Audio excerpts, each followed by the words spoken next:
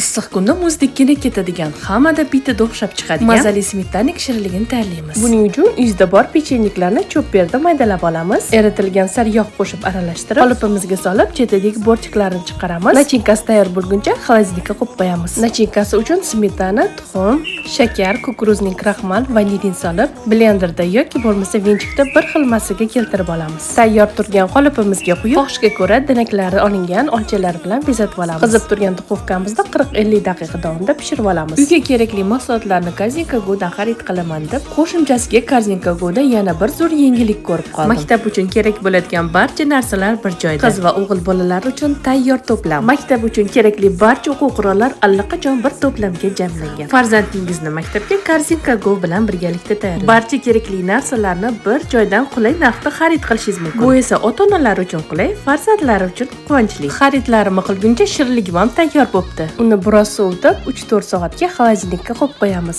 Ustini xohishga ko'ra bezatib, maza qilib iste'mol qilishingiz mumkin. Muzdekkina oling, siz ham yeb ko'ring.